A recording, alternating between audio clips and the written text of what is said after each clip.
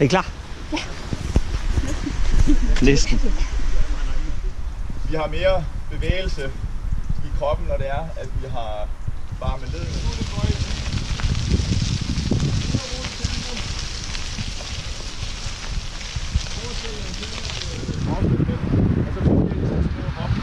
Og så skal I hoppe cyklen eller af. Eller I hopper hele vejen igennem og lander her.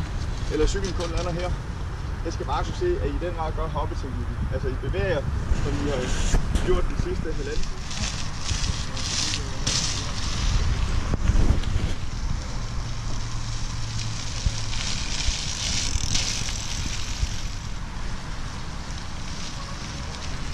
Bare kør den.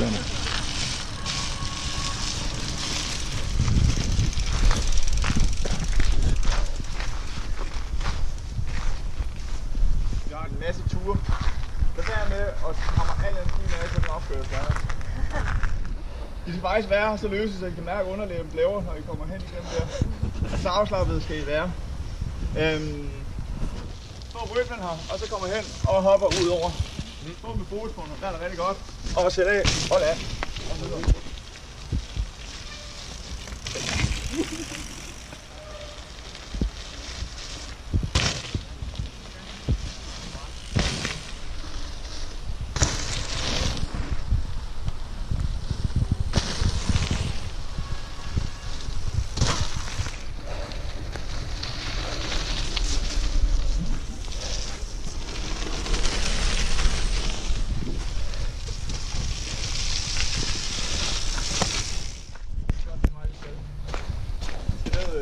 På sektionen, der går vi på den anden grusvejen. Og så slutter det af på, der er nogle dobbelthakslænger henne.